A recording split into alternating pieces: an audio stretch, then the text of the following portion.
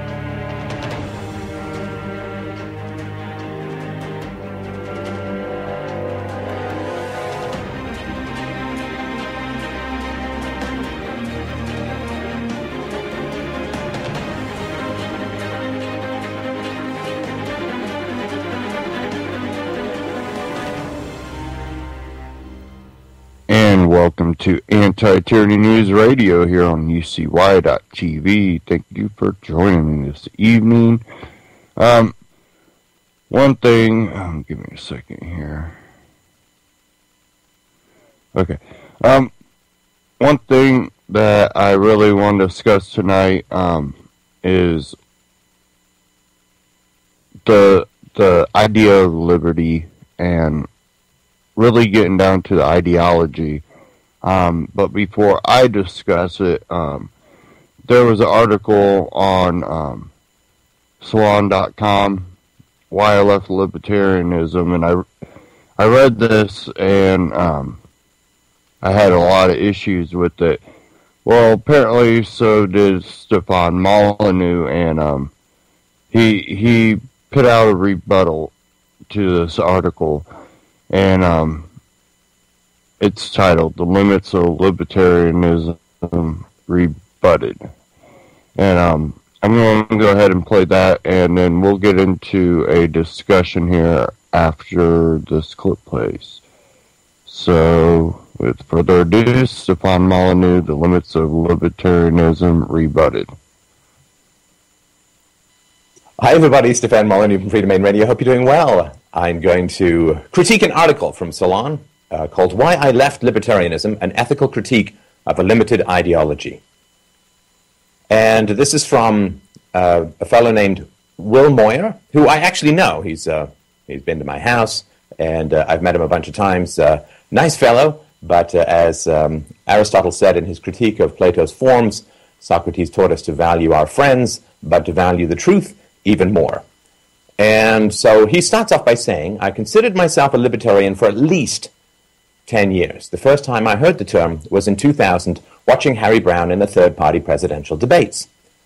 I knew next to nothing of libertarian philosophy, but the little I did understand, I identified with." All right. That's a whole lot of I's when you're attempting to criticize an ideology. You know, the essence of the word ideology is not the first letter. If you wish to criticize a belief system, then the first thing you do is not talk about yourself and what happened when you were 18 and what kind of cupcakes you like to put on your head, but you begin by defining your terms and finding out where the proposition or the argument fails in a consistent application of its terms, or where those terms are self-contradictory. So anyway, he talks a lot about he registered to vote. He never voted for this. He said he moved further and further to what I consider true libertarianism, eschewing the capital L in politics in general.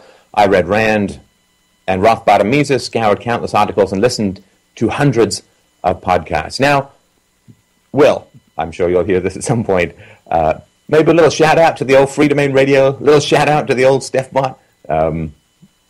I know that it was hugely influential. You traveled to come and see me and all that. So interesting that this is not at all present, particularly based on where your argument goes. So he goes to anarchism was libertarianism fully realized, political libertarianism was a deformation of the ideology only attractive to those who valued the sentiments of libertarianism but weren't principled enough to carry it to its logical and moral conclusions. So, for those who don't know, so there's the non-aggression principle and a respect for property rights.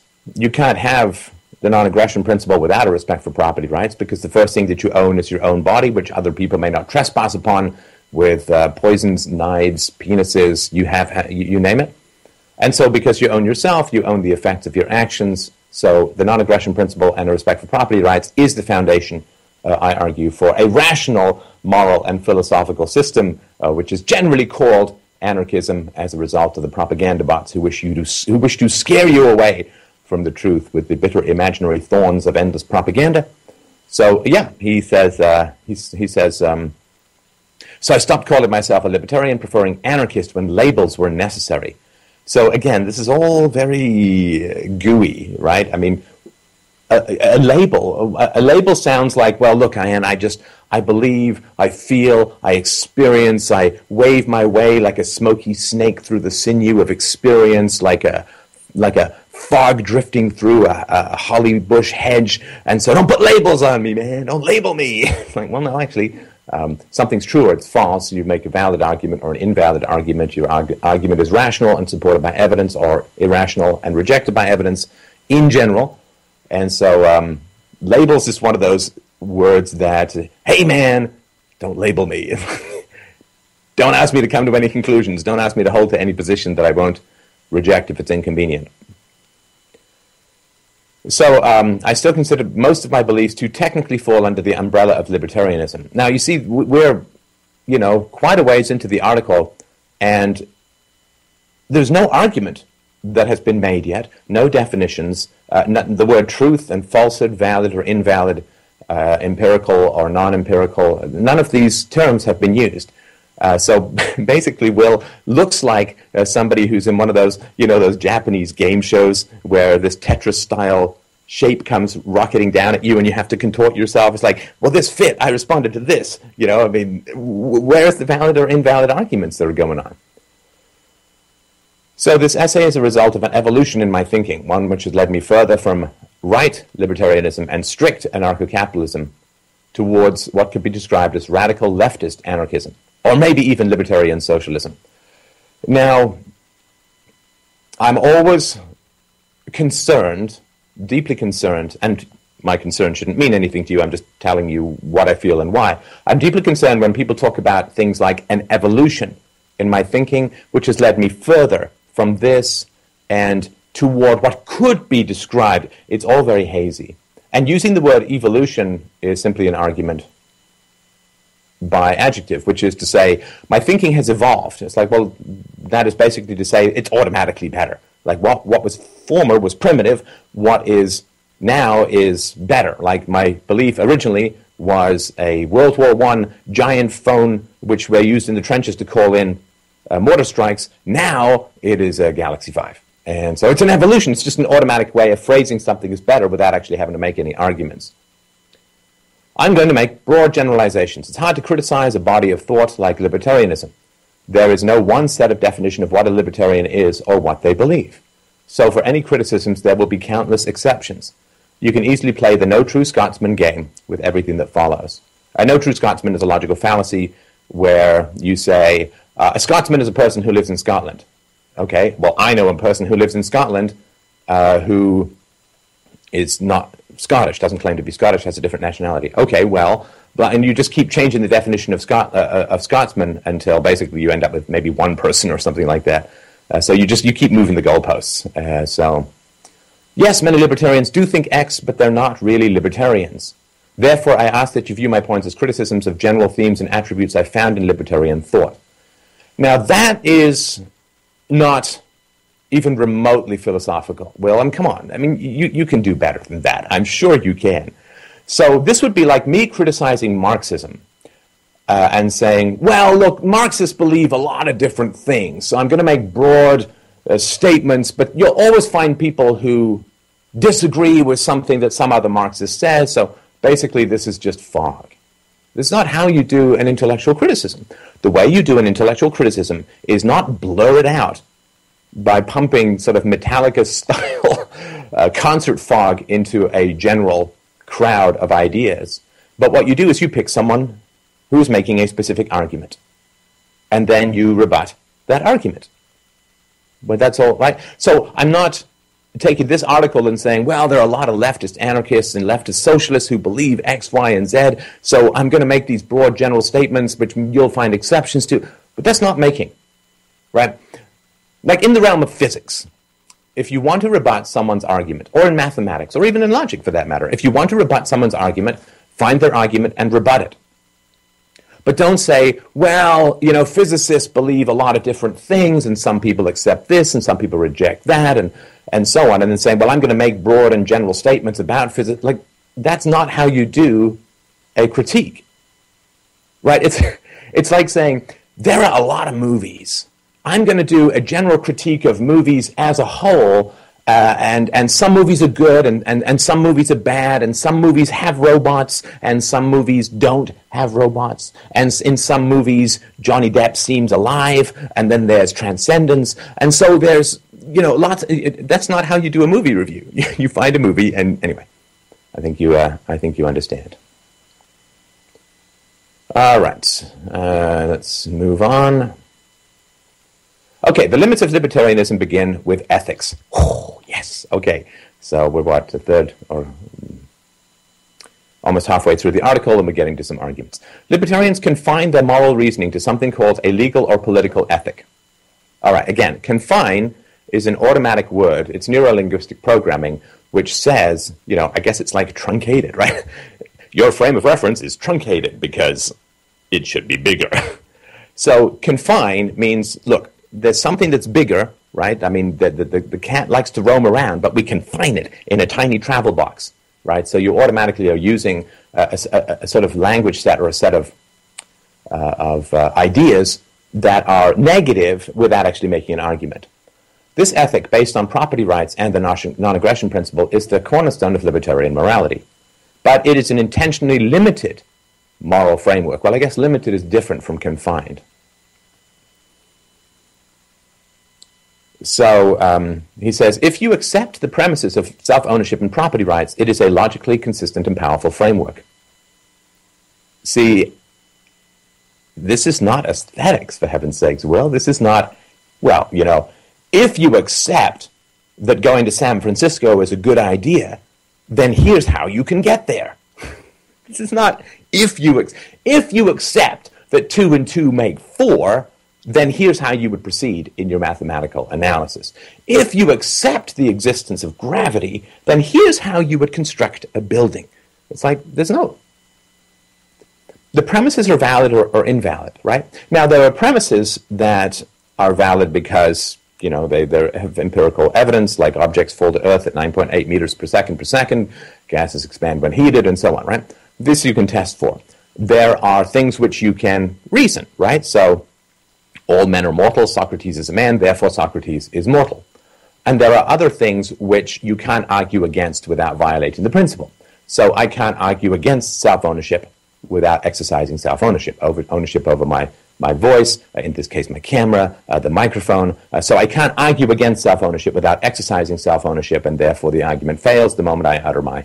Right? I can't argue against property rights if I argue against someone who's made an argument and they say, your argument is invalid. Well, I've said that they're responsible for their argument. The argument is a form of property that they have created, as I'm doing in this.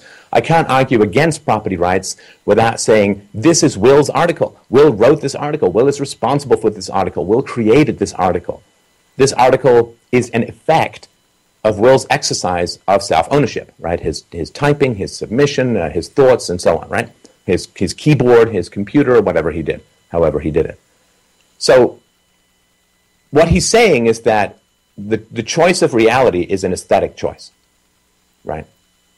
If you accept that the sun is the center of the solar system, then the retrograde motion of Mars makes a lot more sense. If you think, or if you accept that Earth is the center of the solar system, then the Ptolemaic system of astronomy makes a whole lot more sense. But this is not an if you accept. right? You cannot argue against self-ownership and property rights without exercising self-ownership and property rights, which is exactly the case, exactly the same case as me mailing you a letter arguing that letters never get delivered. Well, if I'm mailing you a letter, I have to accept that letters are at least sometimes delivered. Right? And if you receive the letter with my argument that says letters never get delivered, then you can just rebut it by holding up the letter and saying, well, wait a minute, you're saying letters never get delivered. You mailed me a letter, so you only would have mailed me the letter on the assumption that mail at least sometimes gets delivered. So your argument that mail never gets delivered, which you had delivered to me in a letter, is invalid. And so he says, but if you allow yourself to have wider moral sensibilities, the framework is woefully inadequate, if not outright grotesque in certain cases. Now again, these are all just words that describe, right? If you accept this, okay, it makes sense if you accept it, right? Like if you accept that Zeus is our Lord and Master, then going to the Zeus temple makes perfect sense, right? I mean, but if you allow yourself, if you allow your mind to expand, have wider moral sensibilities, what the hell does wider have to do with philosophy? I mean, if you accept that 2 and 2 make 4, yeah, okay, then math can, be a pretty useful framework in that situation. But if you allow yourself to have wider mathematical sensibilities, and you say that 2 and 2 sometimes can make a unicorn, and sometimes it can make sweet, sweet love, okay, well then you've just abandoned mathematics and crawled up your own ass, right? All right, take Rothbard on parental obligations to children. And then he writes about how parents may not murder or mutilate their children. Parents should have the legal right not to feed the child, i.e. allow it to die. The law, therefore, may not properly compel the parent to feed the child or keep it alive. Yeah, absolutely. That is a horrible, horrible moral argument. That is irrational, it's anti-life. If you have a child, and basically it's easy to rebut. So if you have a child, you have created a prisoner in your own home. If I take a human being prisoner and lock that human being in my basement, and I do not feed that human being, then I am responsible for murder. I think we can all understand that. I am not obligated to feed my neighbor I want to, and I probably would, but I'm not morally obligated. I can't be forced at gunpoint to feed my neighbor in a free society. But if I lock that neighbor in my basement, then I must feed him because he has no other way of gaining sustenance. And therefore, if he starves to death when I've got him locked in my basement, I'm responsible for both kidnapping, confinement, and for murder. I think we can all understand that because we're not like 4 years old. And so given that a child is biologically imprisoned within the family because of the child, particularly as an infant, the dependent situation, so if a parent allows a child to starve to death and the parent is responsible for murder, it's very easy to rebut, and this was just terrible thinking and irrational and destructive thinking on the part of Murray Rothbard. And, guess what? All thinkers who deal with a wide variety of topics, and many thinkers who deal with a narrow variety of topics, make mistakes, put out arguments that are incorrect. I've done it. Other people have done it. Everyone in the world will always put out arguments that are incorrect. And this was a terrible and wrong and immoral argument that Murray Rothbard made around children. I don't know if he ever rebutted it for himself. I don't know if he ever changed his position on this. This is a terrible argument. And it has nothing to do with libertarianism as a whole. It doesn't even have much to do with Murray Rothbard's arguments as a whole, right? I mean, if I put out 10 scientific theories, hypotheses, you could say. If I put out 10 scientific hypotheses and one of them is incorrect, then that does not have any direct bearing on the truth value of the other hypotheses that I have put forward. You can find radical inconsistencies in most thinkers. And this, right, Newton was an alchemist and a mystic. And lots of people who believe in the scientific method are also devout and fundamentalist religious people. You examine the argument per its own merits. So if the argument that Will is putting forward is something like this, Murray Rothbard made an irrational argument about children. Therefore, libertarianism is false. That is so irrational that it can only arise out of an emotional reaction to a particular topic. It simply doesn't make any sense. Literally, it's like saying, I was stung by a bee when I was 7, therefore I'm never going outside again. So, a parent can starve their child to death. We might find this morally reprehensible, as Rothbard surely did, but it's outside the purview of the political ethic. Walter Block, another prominent libertarian theorist, has attempted to narrow the case where abandonment is permissible. No one is willing to homestead the abandoned baby, but rejects that the non-aggression principle applies to children. Why? Because children aren't full humans with all the same rights as adults. They exist in a superposition between animals and humans, which means it's permissible to aggress against children. That is, I consider, an entirely irrational argument that is made by libertarians. And I agree. Again, does that mean that Walter Block is incorrect about his theories of property rights or environmentalism or the non-aggression principle in its broader applications to society as a whole? No, it simply means that these Newtons have an alchemical streak, right? I mean, so they can come up with wonderful theories, as Newton did in Principia, about the physical world. And then they can waste massive amounts of their time writing about alchemy. But I don't know anyone who says, I've rejected the scientific method because Newton was an alchemist. I mean, that doesn't even remotely make any sense. Now, one of the arguments that has been made against Will's position is to say, look, libertarianism really is only 40 or 50 years old, and therefore you can't expect it to have ironed out all the problems in the world. Now, when you look at the scientific method, you could really argue Francis Bacon was writing about this in the early 17th century, so let's say sort of mid-17th century, 1650, 1660, what was the state of science relative to where it is in 2014? Well, it was very primitive, and still most scientists believed a lot of entirely insane and irrational things by modern standards, but relative to medieval theologians and their view of science, or even those who worshipped Aristotle's view of science, and Aristotle had a lot of great things to say about the scientific method, we would say that it was very primitive. So the very early stages of a belief system is not how you would judge the entire belief system. So would you say, would you respect the argument of someone who said, well, by 1660, scientists were still held a lot of really irrational ideas. A lot of them believed in medieval humors. A lot of them believed, I guess most of them believed, that the Earth was the center of the solar system. A lot of them believed in life after death, and therefore science is invalid. I mean, that wouldn't make any sense at all, right? What you would say is, look, you've got the scientific method. Let's keep applying it to areas that it has not yet been applied to, right? I mean, so we've got this non-aggression principle, so let's keep applying it to areas that it has not yet been applied to, and let's make sure that we're consistent, right? And that's what you do with a belief system. So there are lots of people who are irrational. This does not mean that we then deny the value of rationality. In fact, we only know that people are irrational because they are being inconsistent.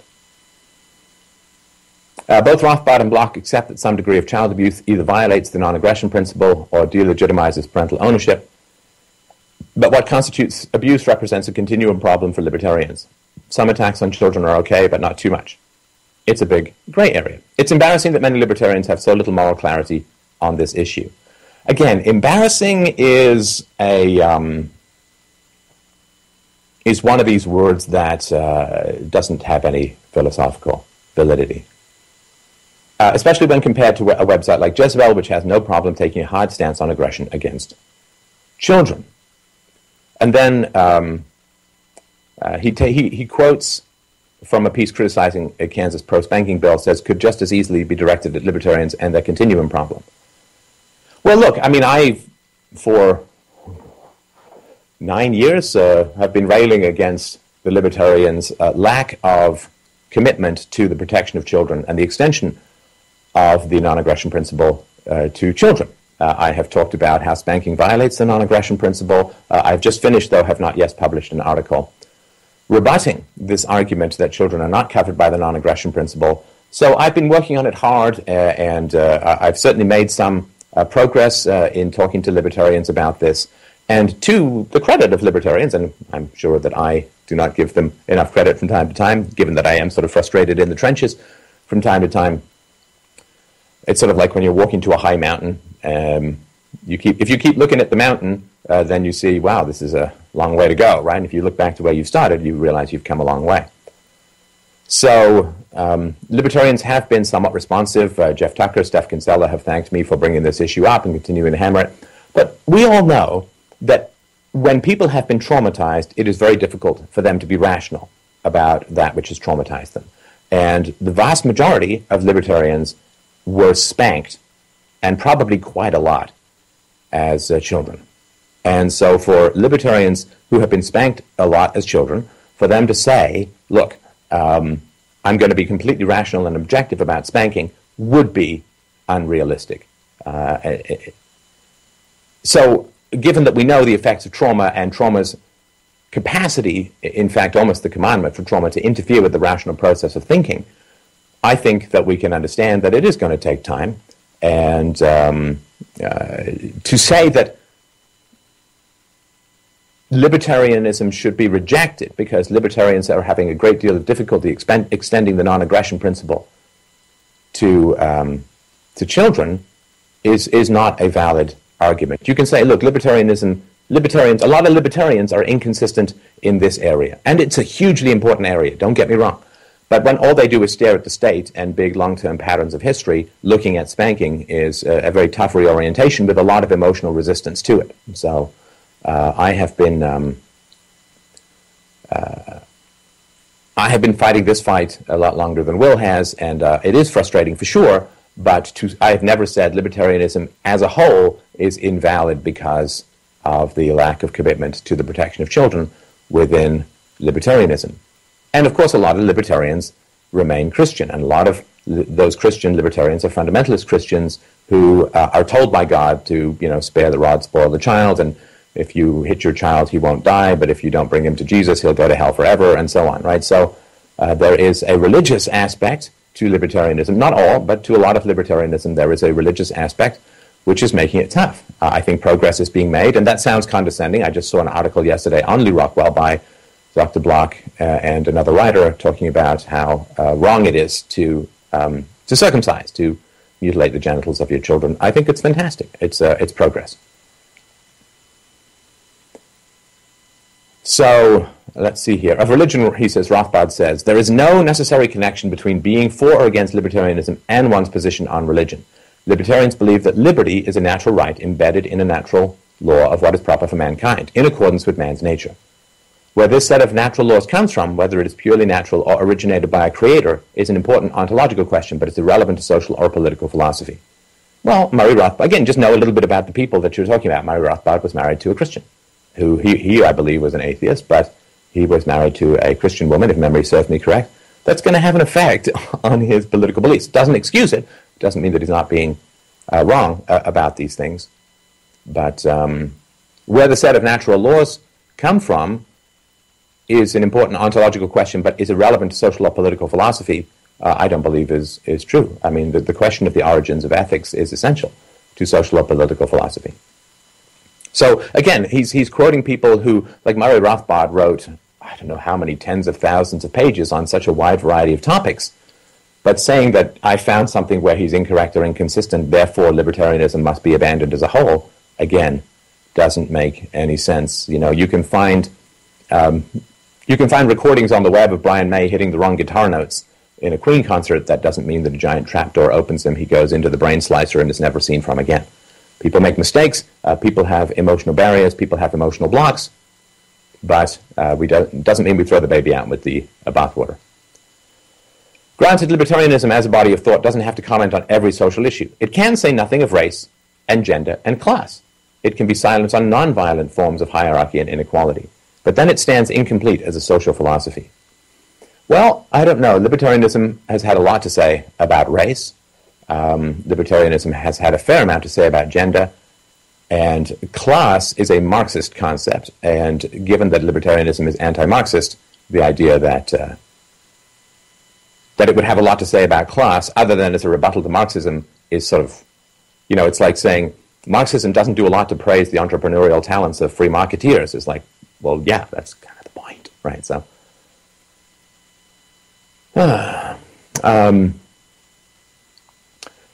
many libertarians are actively hostile to those who step outside or attempt to expand the scope of moral reasoning. Libertarians who are outspoken against aggression against children, take strong stances on religion, or analyze other social issues have faced resistance from others who prefer to cleave only to the foundations of true libertarianism. Yeah, absolutely. There's no question of that. There is an aspect of libertarianism that dislikes the state as a competitor to God, right? So there's certain aspects, and it's quite fundamental in lots of ways, in many areas of libertarianism. Why do a lot of people homeschool? Because they don't, not because they're radically committed to children's freedom and independence, but because they don't like the secular values that are being taught in government schools. The tension between religion and the state is age-old and certainly has exploded since the 19th century. So for the last 150, 175 years, there's been a massive amount of tension between those who wish to have an invisible supernatural hierarchy and those who wish to have an invisible political hierarchy. So those who are on the left tend to be big state and less religion. Those who are on the right tend to be more religion and less state. This is the traditional Republican Democrat bichromatic rainbow called modern American political thought.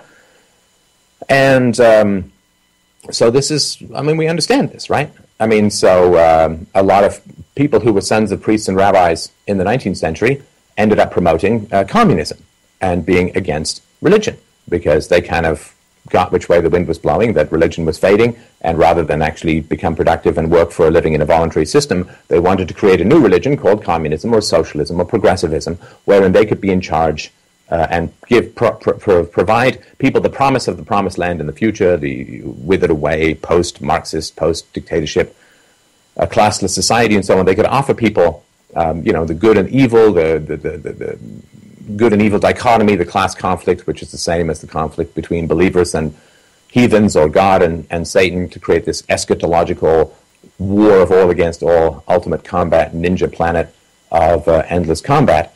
And they simply switched their hierarchies from God to state. This is, I think, fairly well understood by anybody who studied a good deal of 19th century thought. Oh, yes, wouldn't you love to sit next to me at a dinner party? Yawn, I'll put the potatoes in. So, sure, I mean, I understand that. So, a lot of people who are libertarians dislike the secular state interfering with their religious beliefs and their capacity to indoctrinate their children into religion. I understand that. Has no bearing on their arguments with regards to the non-aggression principle. I have never rejected a thinker because he happens to be Christian. I try to look at a thinker's arguments and then view those arguments in isolation from the rest of their belief system. Because it is a logical fallacy to reject someone's rational argument because they are irrational in some other area. Because then basically you can reject everyone's beliefs. Because everyone is irrational in some area, in some manner, at some point in their life. So, within the libertarian ethical framework, choice is binary. Either something was consented to voluntarily or it was not. This conception of consent marks the line between good and evil. On one side of the line are socially acceptable behaviors, and on the other side are impermissible behaviors. Theft, rape, murder, and fraud all lie on the non-consensual side and therefore are not good. The other side includes all forms of voluntary human interaction, which again, because we're limited to a political ethic, we can't really say much about. It's all fine. But there is some gray on the good side. Is a rich CEO really in the same ethical position as a poor Chinese factory worker? In the libertarian view, yes. Absolutely untrue. Absolutely untrue. Well, come on.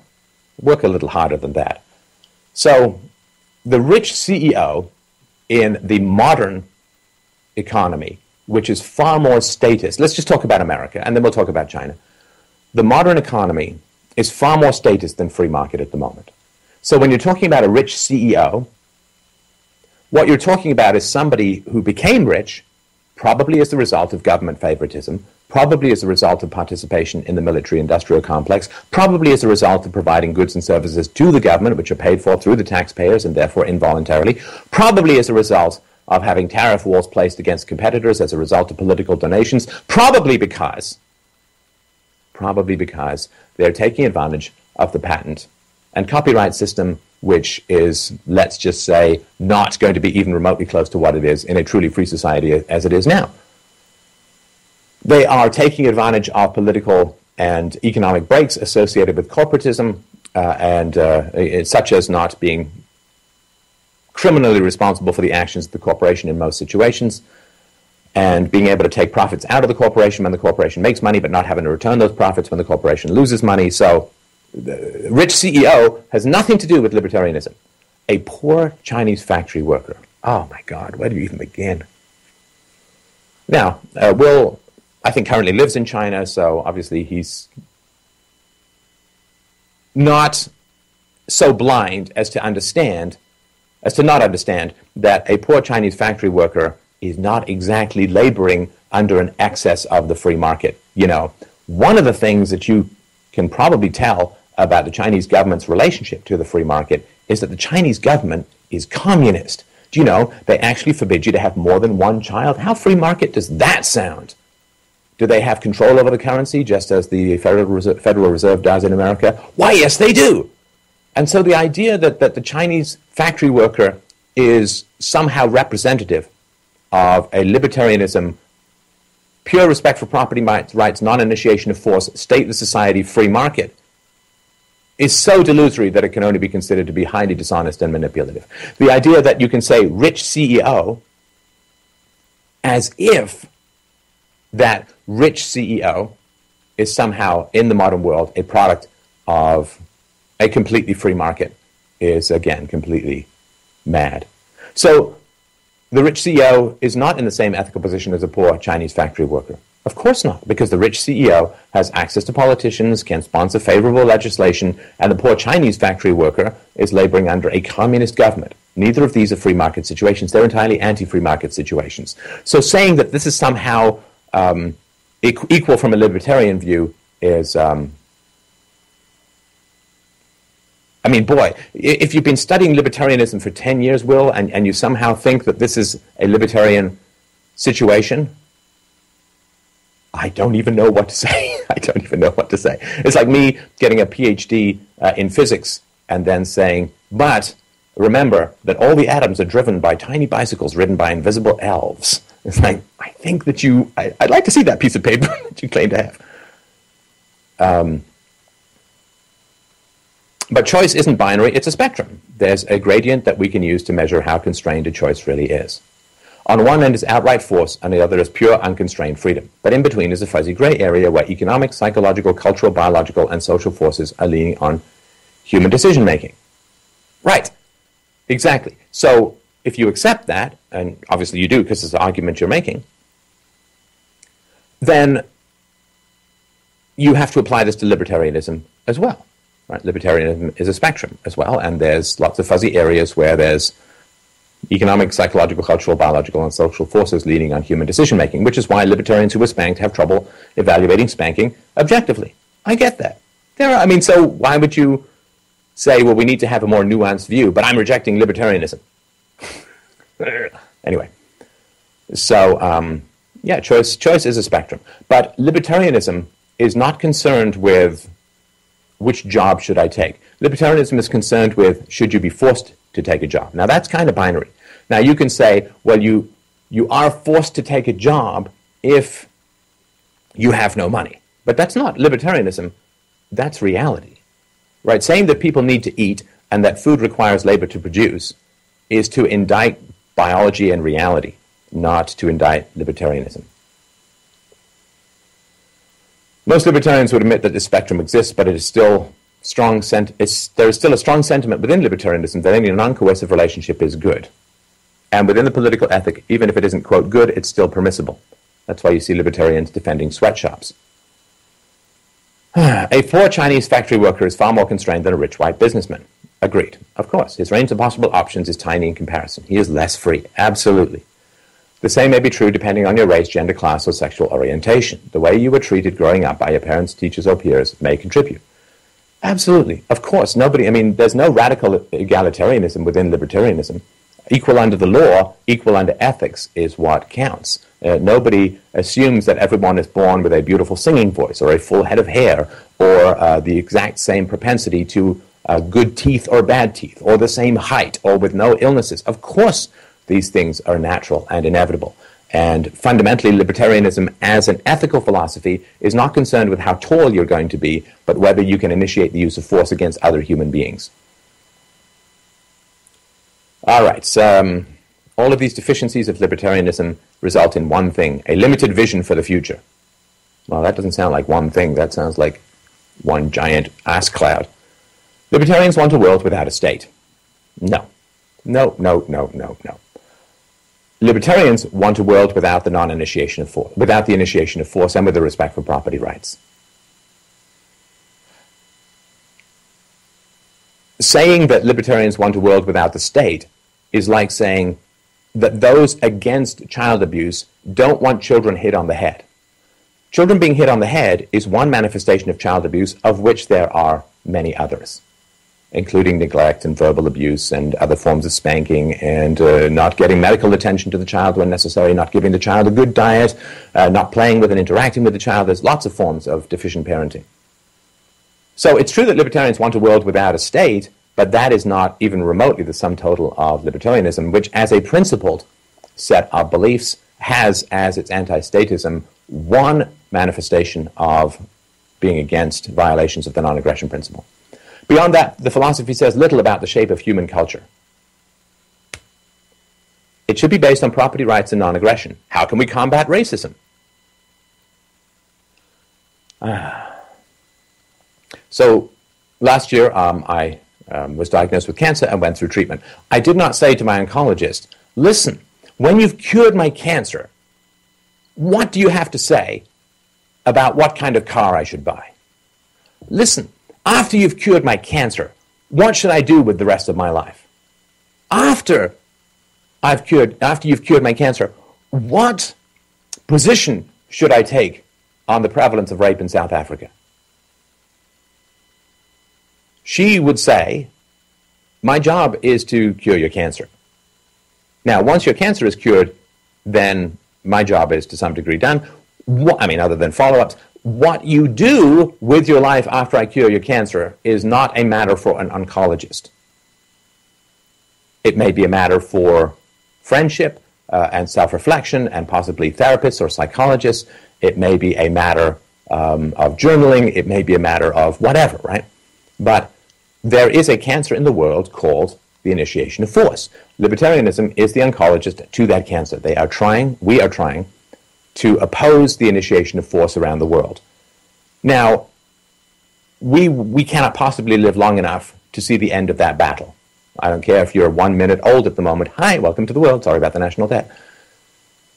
We will not live long enough to deal with that. And the degree to which my oncologist sits down with me and starts talking about my life as a whole and how I might combat racism after my cancer is cured is the degree to which she's just not curing other people of their cancer. She is not being a good doctor if she's talking to me about my windy personal narratives and how I might go about combating sexism and racism. Her job is to cure cancer. Libertarianism's job is to cure violence. And I think given that the non-aggression principle is the foundation, and we can't live long enough to spread the non-aggression principle to everywhere that it needs to be. So we have more than enough cancer patients as oncologists. We have more demand than we have as supply as libertarians. There's more demand for the cure for violence than we can possibly treat in our lifetimes.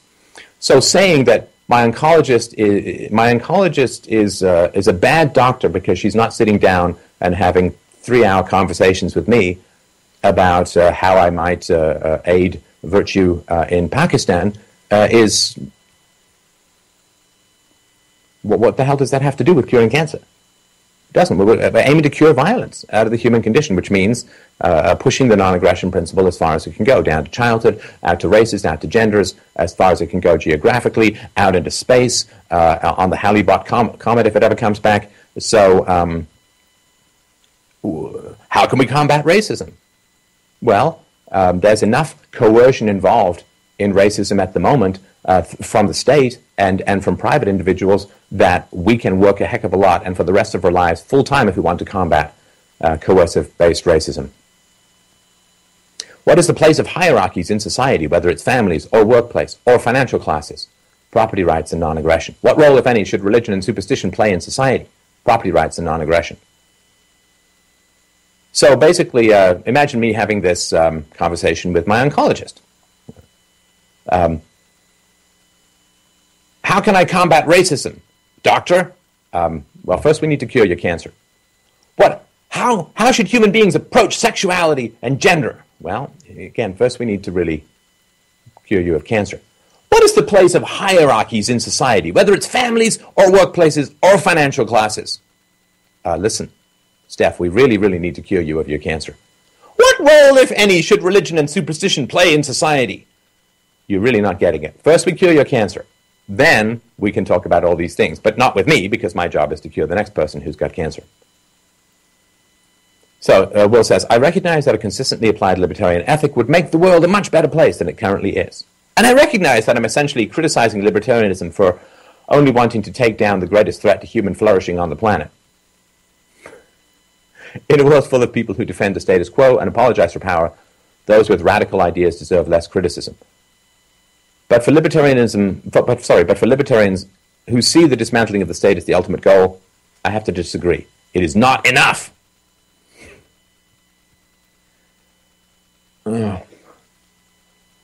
Okay, so it is the greatest evil in the world, as Will himself says. It is the greatest threat to human flourishing, whatever that means. But it's the greatest evil in the world. Libertarians are dedicated to diminishing its power or eliminating that greatest evil.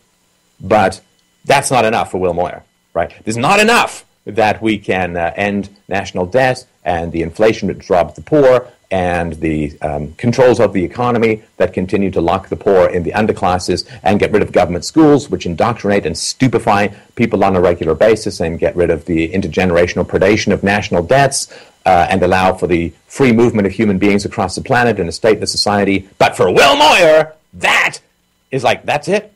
That's all you're doing? Ending war, ending theft, ending the human zoos called countries? Come on, where's your ambition? Wow, I guess it's not megalomaniacal, I suppose. That would be useful. While eliminating the state is a massive multi-generational project, it is in many ways only the first step. Okay, so Will is leaving libertarianism because Buck Rogers in the 25th century might be mildly racist. All right. You focus on curing Buck Rogers of his mild racism. We'll take on those who violate the non-aggression principle in the here and now. And I guess we'll see who does the most good in a tangible, measurable way. And if libertarians think they can dust off their hands and head home just because the state is in ashes, they're wrong. The state is the most obvious and brutal source of power and hierarchy, but it's far from the only one. The state is a giant engine for deforming human culture, and what's left over once it's smashed isn't a foregone conclusion. It will be up to humans to reshape and remake culture and society in the way that suits us best. All right. This will have to include examinations of race, class, gender, sexuality, relationships, religion, social institutions, and traditions in the absence of the state apparatus. It will have to include disassembling other forms of hierarchy, both violent and non-violent. Right. So we're working on the greatest evil, which is the state. Again, this is Will's argument. So libertarians are working assiduously on the greatest evil. But once that evil is removed hundreds of years from now, there are other conversations that people will have to have that Will Moyer, unless he's actually an immortal Highlander, will have no part in whatsoever. He will not be talking with Buck Rogers about the prevalence of sexism in the 25th century. Not going to happen. So basically he's saying, well, I don't want to actually fight against tangible evils in the here and now. I'm going to windbag myself as a chair-sitting typist about what conversations might be like about gender relations in the year 2507. That sounds like a doable plan, doesn't it? Hey, you know, as a businessman, we really do need to make some money this year. We need to pay our employees. We need to satisfy our customers. Will, what do you have to say? I have prepared a 427-slide PowerPoint on what the economy might look like 450 years from now. Will, you're fired if you think that's the important thing. Now, the other thing, which I find a bit specious in this, is I know Will has listened to hundreds of my podcasts. He's been on my show. We've had lots of conversations about this kind of stuff.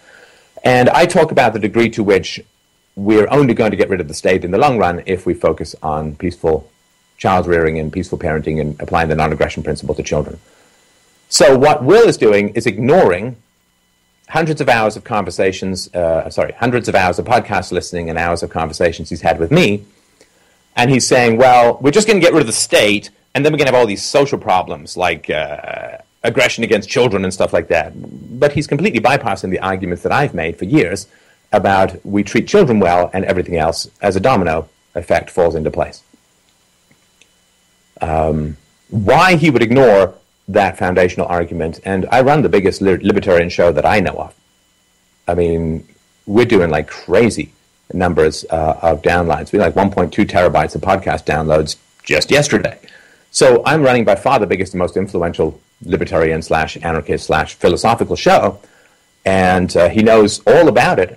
So saying, well, you know, we're going to have all these weird relational problems after we get rid of the state, when he's certainly been, and I don't mind if he disagrees with my arguments, fine, then but at least acknowledge them, for heaven's sakes. You know, if somebody's had a huge and massive influence on your life and you've traveled across the world to sit with them in their home and had hours and hours of conversations about stuff and met up with them a bunch of times and listened to hundreds of hours of their podcasts and been on their show, you know, it'd be nice to get even a tiny bit of recognition about that and be part of the arguments against libertarianism. But there's obviously a reason why, which we can theorize about as much as we want, but who cares? It's simply not there, which I think is a shame. All right, my goal isn't a society. Okay, let's see. The degree to which I've moved away from libertarianism is the degree to which I think the ideology is ill-equipped to fight these battles. Once you move your goals beyond the elimination of the state, the ethical framework of libertarianism falls far short. Its black and white view of choice is shallow and inadequate and truncated when judging the nuances of human interaction and of how power and exploitation affect us. Okay, so by Will's definition, it is by far the biggest evil, but he's moved beyond fighting the biggest evil, which will take many generations to complete. So he's like the guy who says, I'm not coming to fight the Nazis because I need to know how daycares might work in the 25th century. All right, so I guess we'll go fight the Nazis on our own then, won't we? My goal isn't a society based on property rights. My goal is human flourishing. I want an ethical, free, and humane planet. A world where humans take care of each other and other living creatures. Yeah. I want a world without cancer. Hey, do you feel like contributing to anti-cancer research? No, I'm curious about how cancer might be treated in the year 3000. Well, okay, I guess we'll just work on fighting cancer then, won't we? I mean, so just basically this is the adjective shotgun that is designed to paint yourself as a nice person while conveying absolutely no philosophical, moral, or rational content whatsoever. I want an ethical, free, and humane planet. Okay! I'm not going to disagree with that. Who gives a shit what you want? Who gives a shit what you feel? Who gives a shit what fits for you or what you can get on board with? I mean, you haven't abandoned libertarianism. You've abandoned coherent thought, for heaven's sakes. I mean, this is just, I want an ethical, free, and humane planet. Okay, yeah, I mean, that sounds great. I would like unicorns to deliver my breakfast, but first of all, I got to find a couple of unicorns, right? A world with human dignity. That may be a future where property rights, as we think of them today, don't exist. It may be a post-scarcity world full of abundance. It may be a world where our familiar social structures, both macro and micro, are vastly different. Oh my God. I mean, what kind of radical BC-based crap do you have to smoke to take that paragraph seriously? It may be a future where property rights don't exist. It may be a future where we all live on a giant lemon. It may be a future where our giant spaceships are made from the insides of toilet rolls and kept together, the vacuum is kept out with force fields at either end.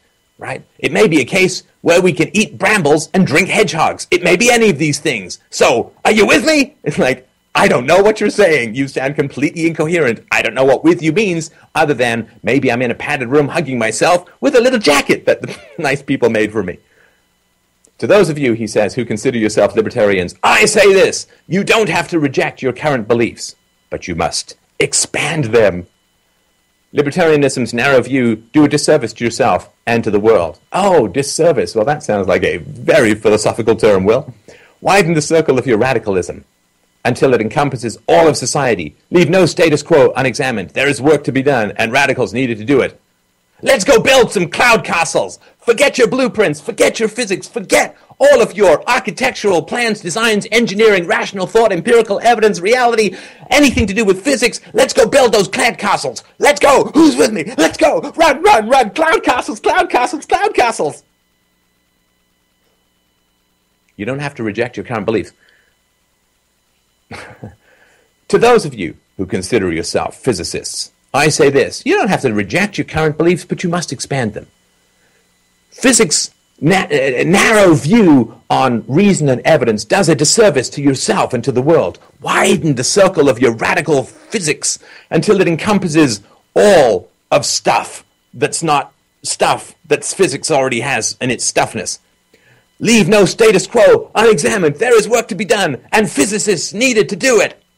Try giving that speech at a physics conference. I mean, they just look at you like, hey, who let the arts major in? Anyway, so yeah, a bit disappointing. And he did respond to a couple of things. He said, are you advocating for positive rights? No. If by positive rights you mean an enforceable obligation on someone who hasn't committed aggression, then definitely no. I'm not sure you can prove that rights exist at all, but if you're going to have any conception of rights as a part of your society, only the negative kind derived from self-ownership make any sense. Well, that's kind of the opposite, right? So he says, well, I don't know, rights might be completely different. Up might be down, black might be white, unicorns might be pouring out of my nipples at any given moment in the future. But there's no possibility of a particular kind of rights being valid.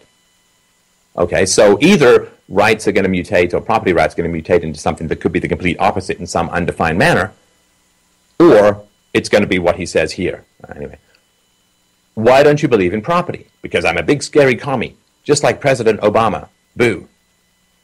I never said I was against property.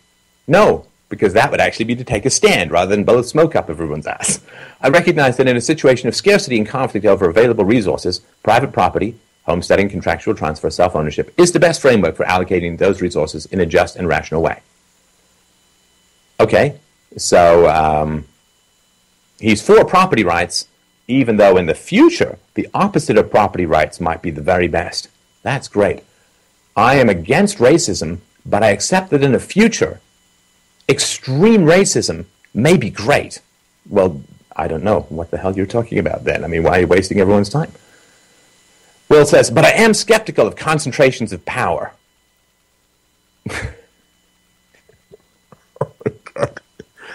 Oh. I am skeptical of concentrations of power. Well, like, have you ever heard a mathematician say, I am skeptical of too many numbers? Ooh, isn't that deep? I am skeptical of too many equations. What does that mean? Concentrations of power? What is power? What is a concentration of power? What does skepticism mean? How do you overcome skepticism? How do you accept? What does skepticism mean in a philosophical or moral context? I am skeptical of concentrations of power is a classic word salad with absolutely zero intellectual or philosophical content whatsoever. One person or one small group owning and amassing incredible amounts of wealth isn't necessarily something I'm on board with. You know, philosophy is not a train. It is not something you buy a ticket to and get on board. Your articles, I guess you can buy a ticket to and get on board, but you're going to end up banging Kate Winslet, drowning in the ice, and possibly, if you're reading this article, falling down the length of a ship and banging your head on a giant propeller. That doesn't mean I want the state to take it away from them. That would be granting even more power to a different small group. But I'm not going to say, well, if they amassed all that wealth and economic power via the free market, then it must be a good thing. It might not be a good thing. I'm open to that.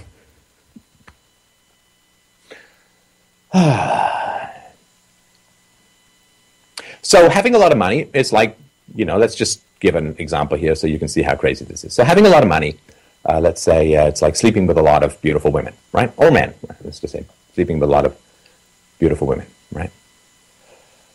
But I'm skeptical of concentrations of sexual availability. Let me put it a better way. I'm skeptical of concentrations of banging. And not just rape. One person banging a lot of beautiful women isn't necessarily something I'm on board with. That doesn't mean that I want the state to put that person in prison. But I'm not going to say, well, if they amassed all of that sexual experience by choice, then it must be a good thing. It might not be a good thing. I'm open to that. Again, what does that mean?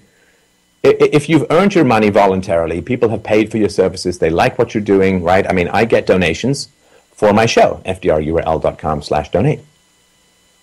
What could it possibly mean to say that, let's say, I don't know, someday in the future I get $1 million a month for my show? What economic power? I mean, I'm never going to approach the state with any of that money. It's all fantasy money, you understand, but what does that mean? Have I somehow now got concentrated economic power? Well, I can buy stuff, I can save stuff, but I can't bribe politicians to get preferential. I won't bribe politicians to get preferential policies. So again, what does that mean? I'm skeptical of concentrations of stamp collectors with more stamps, right? I'm not going to say, well, if they amassed all of those stamps through trade and voluntarism, it must be a good thing. It might not be a good thing. I'm open to that. I mean, anyway. I'm also open to a possible future where scarcity is not the same concern it used to be. Well, it's great to know what you're open to. I mean, would it be nice if you actually made an argument at some point rather than saying, I'm so open-minded my brain has fallen out somewhere at the beginning of this typing mission. What am I reading? What am I saying? I don't know. Oh, I tripped over something. It must be my brain. I think I will lie here for a while.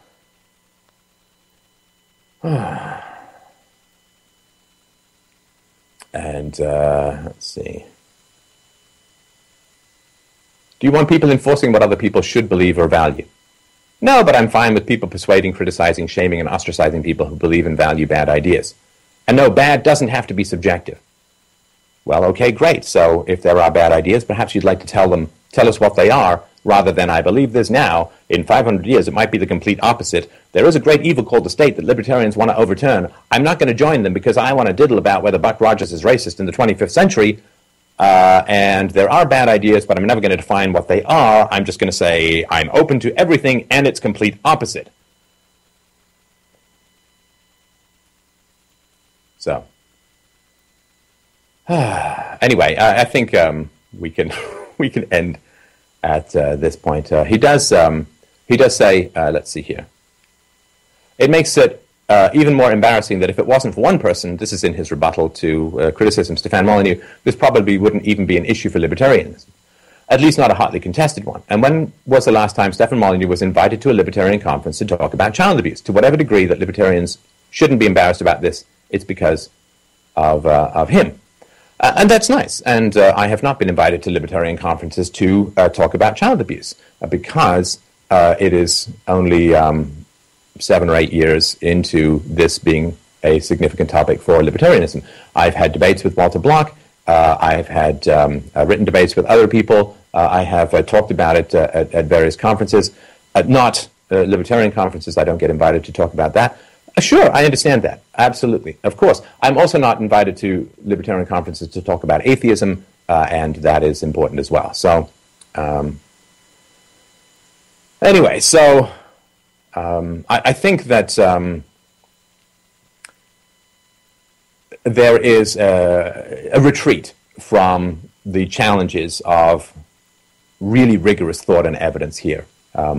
I think that basically diffusing your moral outrage into what people may or may not believe a couple of 100 years from now when the state is gone is a way of just saying, this is hard stuff, and it is hard stuff. Well, I mean, I get that. It's hard stuff, and it certainly can interfere with sexual conquests. So, yeah, because If women find your beliefs strange or upsetting or unsettling, then it can be harder to date them. So I understand that. It happens to a lot of people. I am in the fortunate position of being happily married for 11 years to a woman who's not find my beliefs strange or outlandish, but rather, adorned with an age-inappropriate six-pack. But, it's hard. And I think if you want to give up on the challenge of promoting the non-aggression principle and the challenge of promoting property rights and the challenge of opposing manifestations of violence in the world in the here and now, I think if you want to give up, that's totally fine. But I don't know why you'd write this long-winded article about how you're really concerned with subjective beliefs in the 25th century when you've admitted that libertarians are fighting the biggest evil. That's fine. They just say, look, I don't want to do this anymore. It's not fun for me anymore. It's costing me too much. Good luck with it. I'm sorry that I can't continue. But that's fine. That's perfectly honest. But saying that you've outgrown libertarianism because you are concerned about how hamsters might be treated in the year 2782 is not being honest. If you want to back away from the fight, I'm not one to say how long people should fight or how much they should sacrifice for the fight. That's everybody's personal decision. All that I ask is that people be honest about that and not say they've outgrown a fight which they say is against the greatest evil, which will take many hundreds of years to complete, that you haven't outgrown it. You've backed away from it. You've given up because you're tired or it's costing you too much or there are negative consequences in some manner or another. I think that's perfectly fine. If you want to do that, obviously be my guest. You can't compel people to stay in a fight against compulsion, obviously, right? But, just be honest, right? Don't say exercise is too narrow a view of human health. Just say, I pulled a muscle, I'm tired, and I want to sit down for a while. That is perfectly fine. And again, that was Stefan Molyneux. When we look at liberty and, the points that Stefan brought up, I don't agree with every point that Stefan brought up, but one thing we have to understand though that, libertarianism is only a look at the structure of society that, the use of force for a certain thing, it's not justified. There is no justification, moral justification for the use of force to control society. And that is what the idea of libertarianism. Now, if you want to take the non-aggression principle further, which Stefan does in a lot of the social realms, and, when it comes to spanking your kids, well, no, not every libertarian might believe it's bad to spank your kids, but that is between, excuse me, that's the line between their social and their more political and structuring beliefs. They might believe that this monopoly of the use of force is bad, but they might spank their kid when their kid does something wrong, and that might go against your beliefs. But that, to link that with libertarian ideology, that the use of force and government having this monopoly of the use of force and taxation is theft, and basically what they do goes against what they tell us that we're supposed to do as a society. That's a little bit different. But just like what I talk about, I'm constantly preaching that we need to start living our lives the way that we preach about libertarianism, liberty, and the monopoly of force that the state holds. We also need to live it, because the more you try to live your ideology, the deeper into that ideology you get. And you really start searching for the truth and the answers, and you start questioning yourself, and you start educating yourself even further. And I think that is crucial for the growth of the liberty movement. But that doesn't mean all libertarians have the same beliefs. Some libertarians, they might be against the drug war, but they don't do drugs. There's some that are against the drug war that do drugs. There's some that they're against the drug war, but they're really deeply against drugs. And, well, how do you address a heroin addict? Well, you don't. If you believe libertarian ideology, you don't believe the state has a right to lock someone up. But that doesn't mean that you have to cease all interactions with that person, that you can't, offer help to these people, that you can't be a caring person and socially interact with these people and try to help them out. It means that you shouldn't be forced to do so, and it means that no one should have the ability to force that person to act a certain way, as long as they're not harming others. And then, people on the, pro-drug war side, well, those people could rob someone or hurt someone. Yes, so can someone that's not on drugs. When those crimes are committed, those crimes can be charged. But what someone puts in their body is not a crime. It is what they do, whether they're on drugs or not, that harms people or their property is a crime. That is natural law. And you have a right to what? Self-defense. And, a lot of these issues are talked about by many libertarians, and there are a wide range of beliefs in it. I don't always agree with everybody, but there's usually always common ground on a lot of these issues that many people can actually come together on.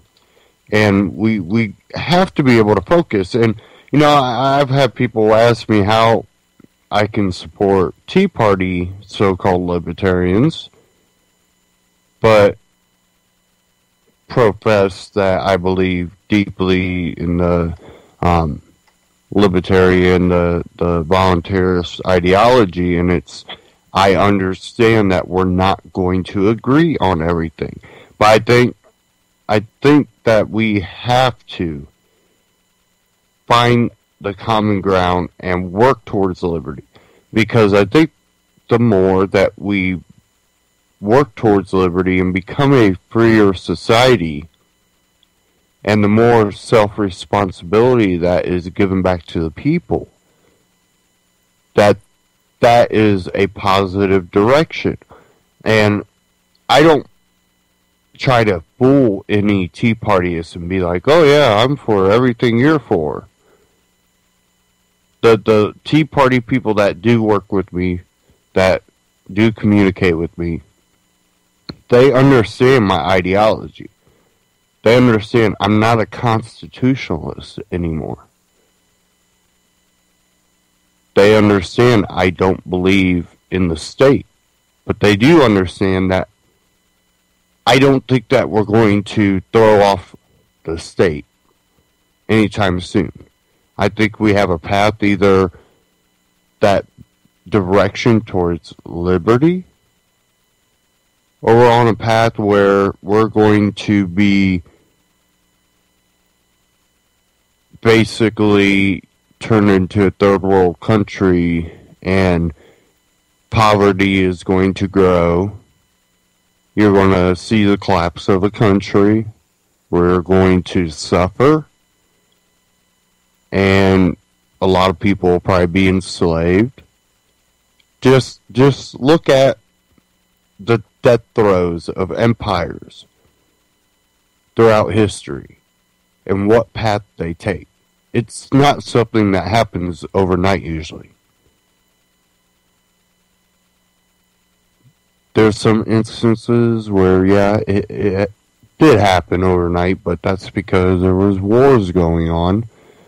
And then you look at other ones where it was a gradual thing, where you start having endless wars, that the internal economy collapses, that the empire stretches their forces too thin. Then you see factions fighting each other. You see grassroots movements start up. You know, does this all sound familiar? You just look throughout history. If we learn from history, we learn that we have to start now. We should have started a long time ago, but we have to start now to start reversing the course we're on. Because once we completely start losing it, which I think we're getting pretty close, there's not going to be reversal until it's completely collapsed. And I think with the technology out there, and the more it's being not completely forced, some of it is being forced, but it's being widely used without questioning this technology by a lot of the populace. I don't think that we'll be able to reverse it. It will be harder to escape it. Because, you know, most people can't put down a cell phone, can't put down technology. Constantly on their phone texting and talking and on the internet. But the only time I look at my phone is if I get a news update. I don't like talking or nothing. There's a lot of times I just leave it places and forget about it because I just don't care. Internet, it's a great thing. The free flow of information, but I think there has to be a time where you're willing to say, I don't need it. Because right now I am living my life that I need to take care of. And that's when I like to throw the phone somewhere and forget about it for a day or so. People get mad, and I'm like, really? You're going to get mad because I didn't keep a phone on me? I couldn't get a hold of you. I was trying to get a hold of you. Why wouldn't you have your phone on you? Because I didn't want to be bothered. I didn't want anyone getting a hold of me. And it amazes me. People are like looking at me dumbfounded. Like, you wouldn't keep your cell phone on your hip? No, I'm good. I can leave my phone for a day or two or three or four, a week. I don't really care. I don't need it. They're just dumbfounded. And I'm like, it wasn't that long ago when we didn't have cell phones. We had home phones. And you could only reach someone when they were at home. You know, it wasn't that long ago. So, you know, I think people need to be able to put down the electronics and forget about it. And really just go out in nature. So, you have to be willing to be able to go without, because I think if we see the death throes of an empire, which I think we're seeing the beginning of that, when you become the target and they want to put you in a camp because of your beliefs or ideology, that could be a fatal flaw, is having electronics with you.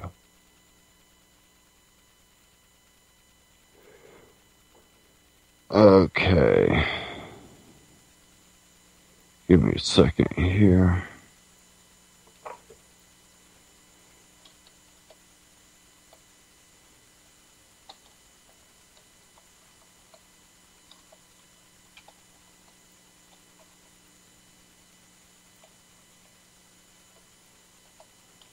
Problem here with my browser. I had to close it and open it back up.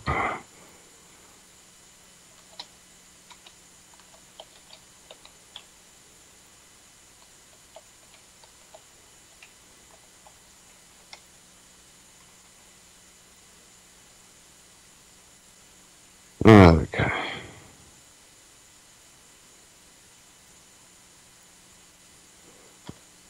I got a article. It's taking a minute to load. I do have one clip I can play here. I just watched this one before the broadcast here, and I know other people and other hosts have talked about it. I think on this network, and I've heard on other networks about and the Fed rallies in Europe, and explaining those, understanding the same banksters that run our Fed, run other major ones, and they call their central banks the Fed, because they understand that it's basically the same thing and the same people. But game-changing, this is how we are changed. Game-changing major end the Fed rally planned in Europe. Now I'll go ahead and play this while I try to get this page loaded here.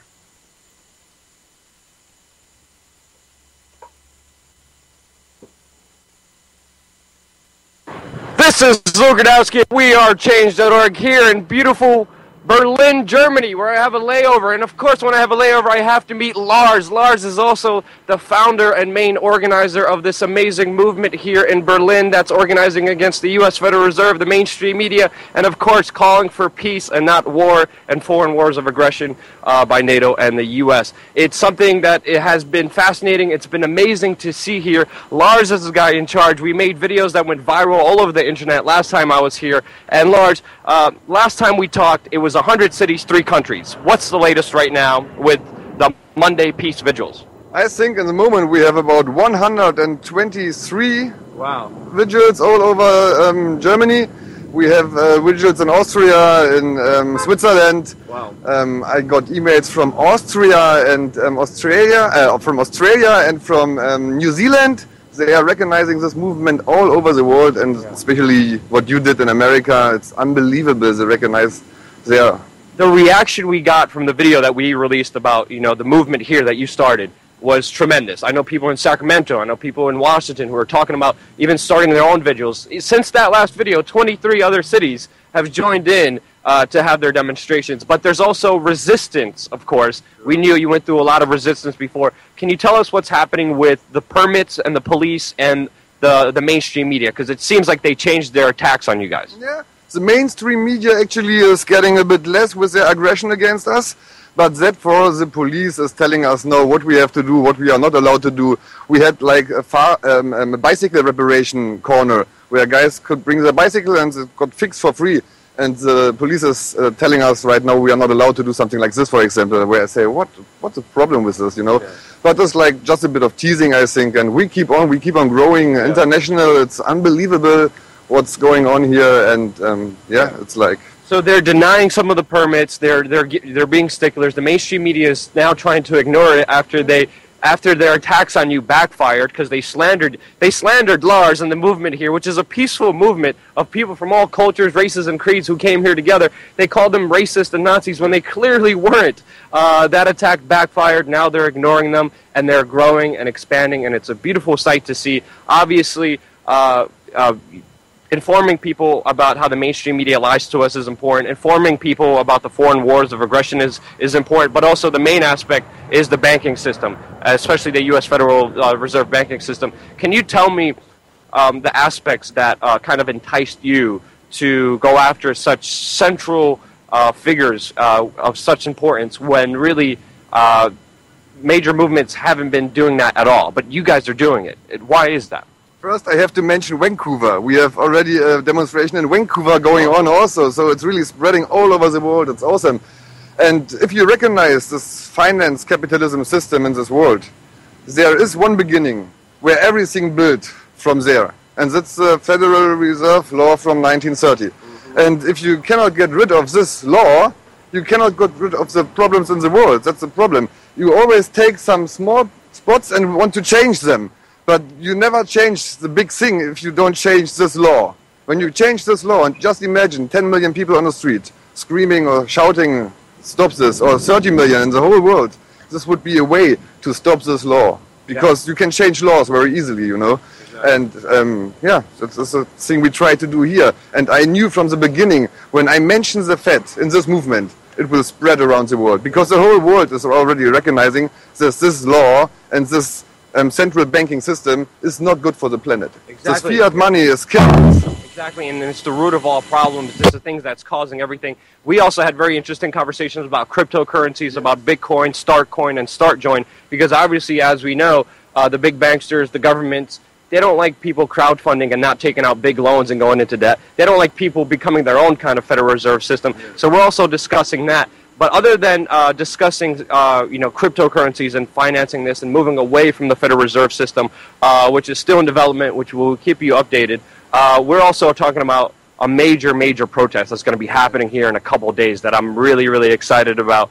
And it's all the cities coming together here in Berlin. Tell us more about this. Where can people find out more? Tell us everything you can about this. Yeah, sure, man. So on the 19th of July, we have a big come together here from all our 123 demonstrations in Germany. And for sure, we try to get the people from Austria, from Switzerland, and from the countries near to us. So it is a meeting from maybe 10,000 people or more in the front of on the Potsdamer Place in Berlin. So it's the center of the city. And we accept that they have to block all streets for us. And we have really good speeches from really good, famous German people here. And maybe you will be there also, huh? Yeah, I am 90% confirmed unless an emergency happens or else some kind of financial crisis happens with me personally. 90% sure I will be there, and I hope to see you beautiful, amazing people either supporting it or sharing the event that's going to be in the description below. I will be there 90% sure. I can't confirm 100%. I don't want to fool anybody. But keep updated on our Twitter account, the social media links and Facebook links below. We will let you know as soon as that happens. So, Lars, I don't know what else to say, man. You're doing amazing work here. You inspired me. You inspired people back in America. The videos we did about your movement here went viral. What's the next step? What's your hopes? What's your goals? Yeah, so the next step is maybe to meet you in America in August and to keep on this thing and keep it global. We have to spread this message. As you wrote me, we have to spread this message all over the world. The people have to be informed. The information is the most important thing today in our life. It's an information war we are fighting. Yeah. They try to disinform us, and we have to inform the people about the things that are going on here, about the political stuff, about the capitalism stuff. And hey, guys, look at the Ukraine. Fascism systems are running there, and America and Europe are supporting them. We had this already in history. We have to watch out, guys. And again, if something is truthful and powerful enough, it will go viral. Just like your movement here started just by yourself here alone, went all over the whole world right now. And hopefully in the United States, which it is, people are planning, organizing. Me and Lars are organizing. We're going to be in New York City. We're going to be talking about cryptocurrencies. I'm 90% certain I'm going to be here speaking, to the big mass movement here. And seriously, it's a sight to really experience and see thousands and thousands and thousands. I went on one day when the national football team was playing here. The German soccer team was playing, and there were still about 2,000 people out here, and that's a lot of people. Lars, anything else you want to say? No, man, actually, thank you very much for everything you do and we all do, and all the people that are coming to the demonstrations. Just a big thank you for them, and just keep on going on the street. If you want to change something on this planet, you have to go on the street. There is no other way where you can do a change, just on the street and be millions. Yep. And it's happening, and it's amazing, and it's beautiful, and I'm happy. I got a layover in Berlin. It's raining right now. I got Dice Poland next. Stay connected. Make sure you click like on this video. Subscribe to stay tuned on what's going to be happening here. And most importantly, check out all the links and descriptions below to learn more about this movement and get involved, because the time is now. Thank you again so much for watching. And again, that is 128 cities as of the posting of this, and in 5 countries that will come together on July 19th to do a mass protest against the U.S. Federal Reserve in Berlin, Germany. And there's going to be visuals too. It says here, Lars is a former skydiver that became the main organizer of the Mass Monday Peace Vigils in Berlin. The Monday Peace Vigil is an autonomous, fully independent movement that gained massive popularity in Berlin that is against the U.S. Federal Reserve, mainstream media, and foreign wars of aggression. And I've seen some, and they're not only protesting the U.S. Federal Reserve, but they're also protesting their own country's central banking. And there's going to also be little events going on sporadic throughout the world too, in other cities of people that aren't going to make it to Berlin. So you can always check out, see any of those going on. But, you know, like I said, just doing broadcasts, doing a blog, being active on social media sites has been effective in spreading a lot of this information and waking people up about it. But I also urge people in other countries, don't always try to make it about the U.S. Definitely in Europe, you have your own central banks that are basically ran by the same people. These bankers, the true bankers, are globalist bankers.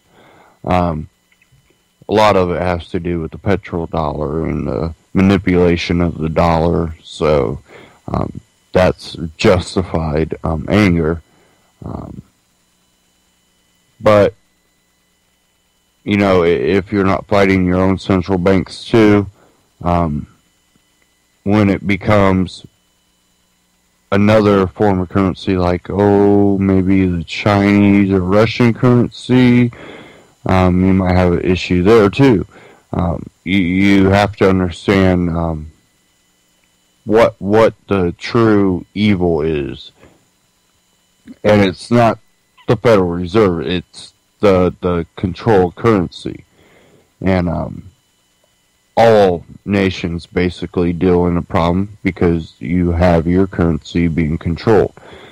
We find ways around it, and we have to continue to do that, but we have to make it a movement to understand that we need to break out of this fallacy that, well, we should deal in the U.S. dollar. Most of your bills that get paid or any company interactions where you go buy a service or a product from a company, you have to use either plastic or, you know, the fiat currency, which your plastic is based off of that fiat currency.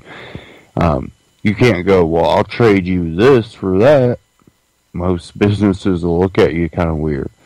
You can do that with individuals, maybe, bartering.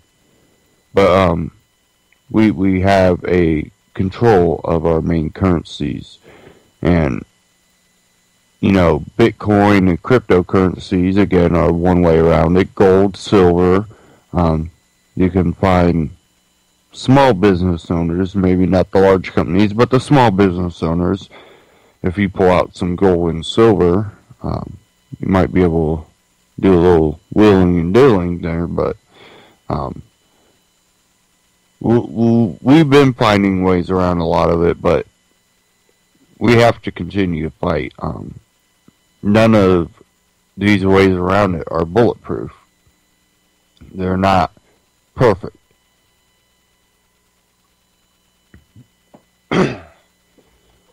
Moving on, though, I pulled up Ben Swan today, and what I've seen just kind of,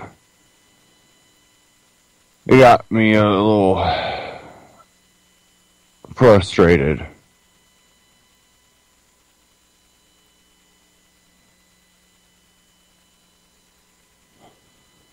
And one article was Albuquerque Police Department purchases 350 assault rifles, and the second was ACLU West Springfield, Massachusetts Police Department has grenade launchers.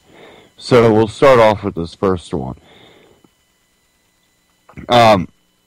Says here, the highly controversial Albuquerque Police Department has drawn more criticism over the recent purchase of 350 AR-15s with $350,000 of taxpayer dollars, amidst fears of the growing trend of police militarization. Sorry, I can't speak right now. Dealing with a little bit of allergies. I got flowers all around my house, and been dealing with a little bit of that. Executive Director of the New Mexico chapter of the ACLU, Peters Simpson, said, according to the Inquisitor, in relation to the mass purchase, they are asking for trouble, in my opinion. The investigative team at KDB found the APD would be purchasing the assault rifles from a local vendor in Albuquerque and would be receiving the firearms over a period of 2 years in batches of 50. During the second year, the APD would have the option to buy more assault rifles if they felt more were needed. APD Police Chief Gordon Eden said in May officers could no longer carry personal-owned weapons while on duty. However, the APD Union President Stephanie Lopez said, according to the Republic, the officers should have these weapons since 320 officers are trained in the use of such rifles. There is a need to have these weapons on the street and within the department, said Lopez. The APD has made headlines in the past for what has been deemed excessive use of force, including the shooting and subsequent death of James Boyd, a homeless man in the desert. Boyd was deemed to be camping illegally in the desert when he was killed.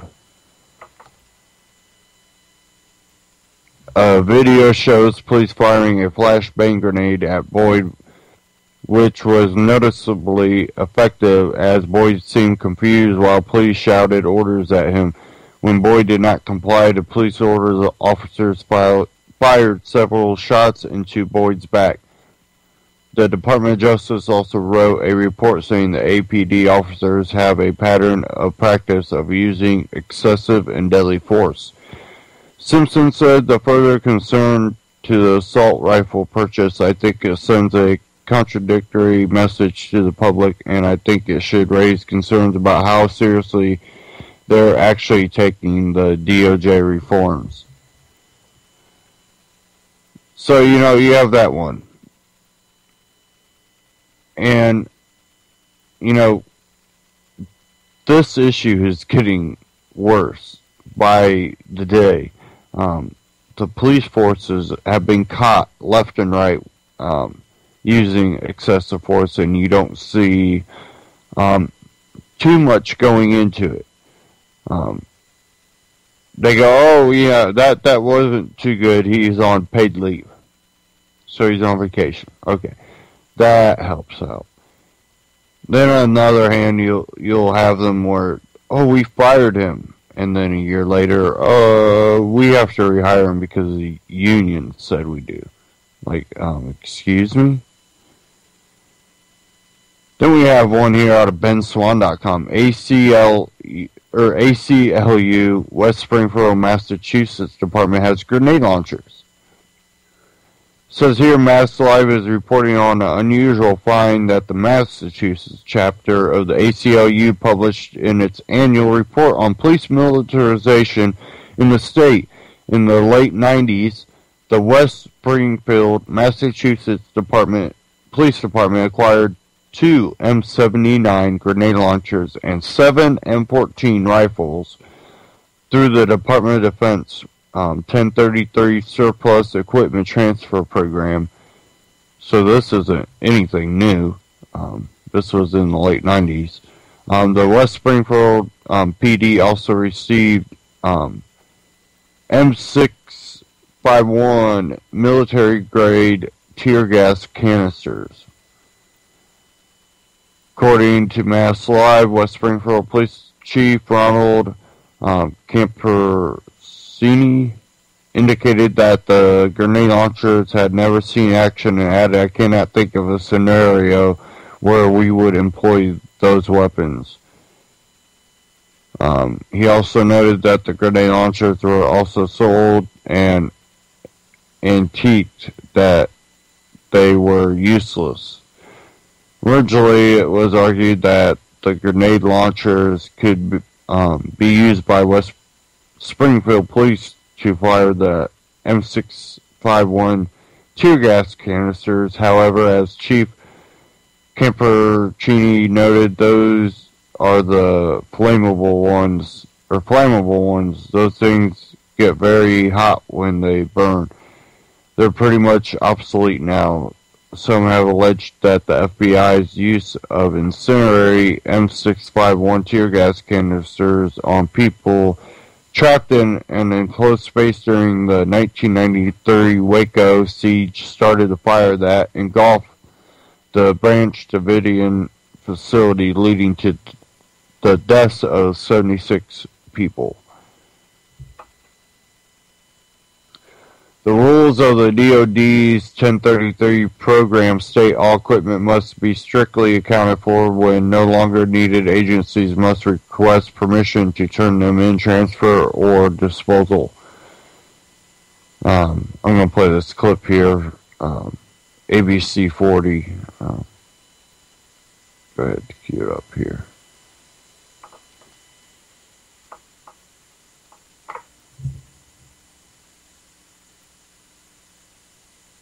Police are trained, and many departments have added some high-powered weapons that were once used in the military in order to stay ahead of the bad guys.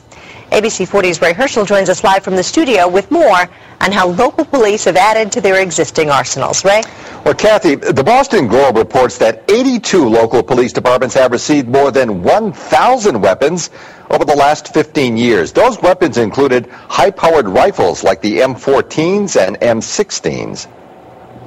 We have 4 M14 rifles, and we have a sniper rifle, and we have 2 M79 grenade launchers.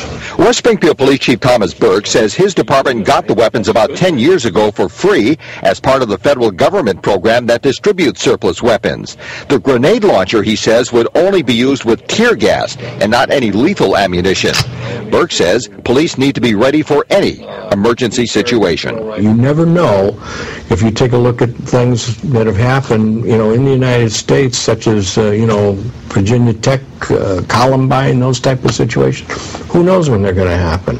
But we're prepared. Area residents had mixed opinions about local police departments getting surplus military weapons. I think it's good. They will man them with weapons that people on the criminals have on the street. I think it is a problem. I think that these weapons need to be recycled and, melted back down and made into different products other than weapons. We don't need any more weapons in our society. Chief Burke says a special response team trains with the weapons, but so far they have not had any occasion to use them, and that, he says, is good. The bad guys have no rules. We have all the rules. Don't worry about us. We're trained. If we need them, we'll use them. If we don't need them, we won't use them. And besides the grenade launchers and M14 rifles, Chief Burke says the department has received other military surplus items like Kevlar helmets, gas masks, winter boots, and even utility vehicles. The Globe report identifies 8 other local police departments besides West Springfield as having received surplus military weapons. And I don't know if you seen the news lately, I don't have his name right in front of me, but the guy that killed the family, their kids and everything, looking for his ex-wife,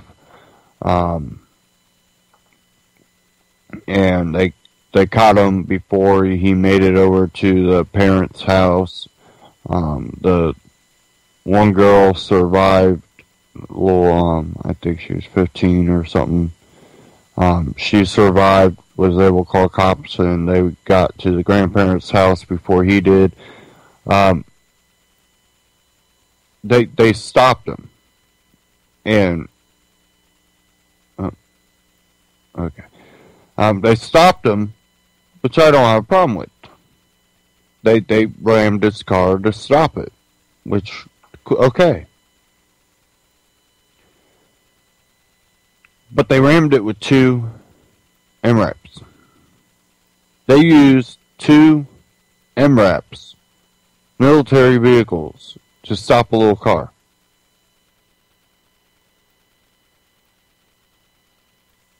Military vehicles. One thing that was played in that video, I think that really should point out the need for everyday citizens to be able to have their home grenade launchers, MRAPs, and military-style things. Because the 2 people they interviewed there are on 2 completely opposite sides of the spectrum, and neither of those spectrums support liberty. The first guy that they interviewed says that, I think it's good that they have them. They should be able to have weapons that the criminals on the street have. But that's supporting a group of people that will continue to enforce laws that restrict your right to self-defense against criminals. And then they get caught constantly doing criminal acts themselves and get slapped on the wrist. Then you have the lady they interviewed after that said, we need those type of weapons off the street, we should melt them down. So that would be someone that would more than likely support you not being able to have a grenade launcher. Police should have a grenade launcher, but that's not going to stop the criminal elements, which tend to be the police too. Get mixed in there at times with the criminal element, which YouTube is full of that. None of them talked about, if this criminal element has those type of weapons, and you think the police should have those type of weapons, what prevents either of those 2 elements from putting force upon you, the person that's just trying to live their life, that, isn't as well armed as the other 2 thugs?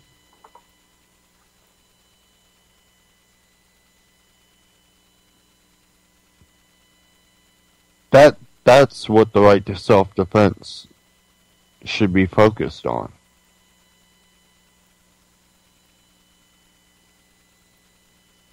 That you have to implement the right to self-defense across the board. Every individual has a right to self-defense. And if one person can carry a type of weapon for self-defense, then everybody can carry. Because, well, you know, under the system we have, if you look at it under the system we have, a so-called constitutional system, which it's clearly not, you can't grant powers to your representatives, and they can't grant powers to people below them that you yourself don't have. But that's exactly what we have.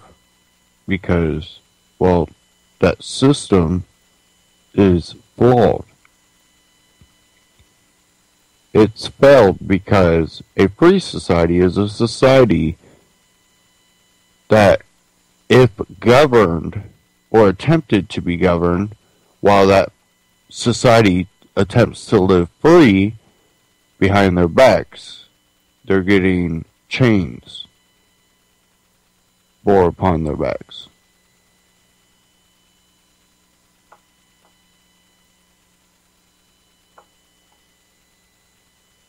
And that's why I can't agree with the constitutionalists saying that, well, we need to get back to the Constitution. Bam, that, you know, if you draw the line there, well, then you're limiting your possibilities. If that is what you're going to consider liberty, then the only direction that government can ever go is more. It only has one course.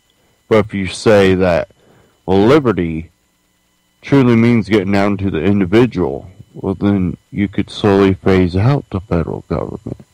Get down to your state governments, and then get down to your local governments, and then get down to your individual governing. We should be headed that direction, where we are a civilized race that can govern ourselves. You want a civilized society. You can't live under the pretense that a civilized society needs to be governed. You have to look at it as a civilized society is a free society, that the individual is in control of their own life. Because in reality, if you are a free individual, you own yourself, and no one else can own you. You are the ultimate master of yourself and your property. And as long as you harm no others, and you don't abridge other people's right, and don't abridge other people's property rights, then you can continue to live free. We have to get down to natural law. Natural law.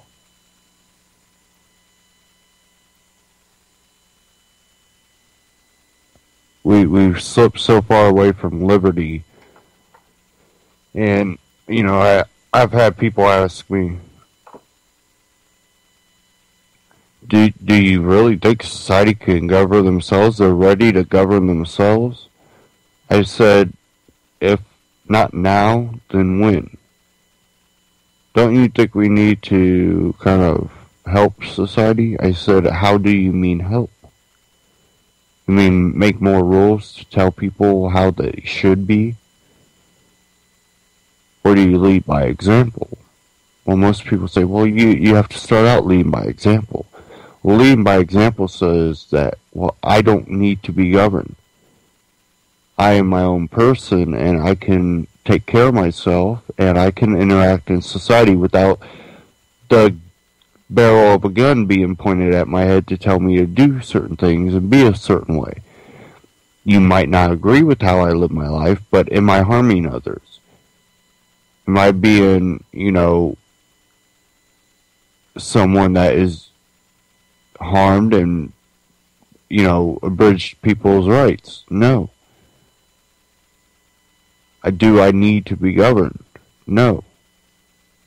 When you live that type of life, then you become that type of society. But when people, even the people that do want to do good, are being governed, and people go, well, if it wasn't for that law, then those people might go out and do something bad. You have to break that fallacy. It's not the law that says don't do heroin, that it's illegal. That's not why I don't go out and do heroin. Alcohol is legal, and I rarely drink. I might have a drink with a friend on a special day, or, I probably drink maybe either, let's say, a total of 4 beers, or maybe a couple beers and a couple shots throughout the year. So that kind of shows you the extent of my drinking. I don't need a law that says I shouldn't drink to tell me I shouldn't drink. I don't drink because I choose not to. I don't do heroin, not because there's a law, because I choose not to. Part of it, my dad's an alcoholic, so it's not the life I want to live, so I chose not to be an alcoholic. I've seen heroin addicts, I've seen crackheads, I've seen people on meth, I've seen people on prescription pills that were prescribed to them. I choose not to do these things, not because there is a law telling me not to. Choose not to because I don't feel it to be healthy for my life.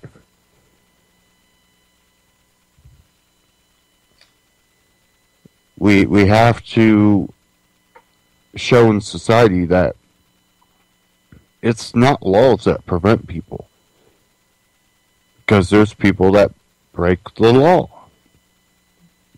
The law does not prevent.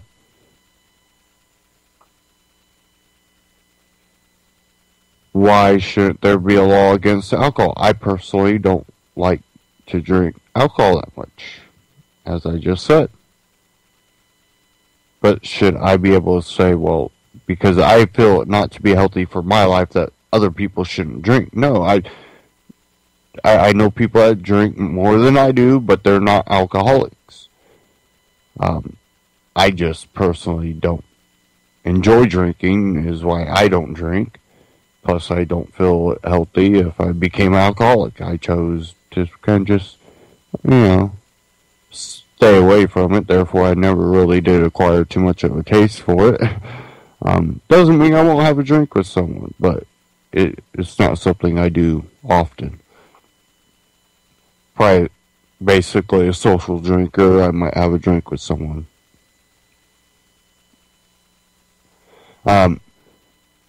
We have to set by example, but also express why, hey, I don't do this because of this reason, not because there's a law.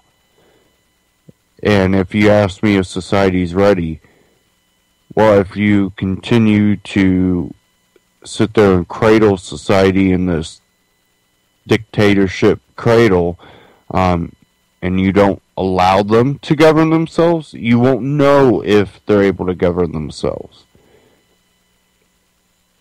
But I think society can govern themselves. I think we even As alternative media, we always are reporting on a lot of bad acts by people. But I don't think it represents the majority of people. Definitely the listeners here on UCY, which you should stay tuned for the great broadcast coming up after this. I think you guys represent people that are willing just to be good people. Might not agree with everything, might not love everybody, but you're willing to just be good people for your own good. Take care. Have a great weekend.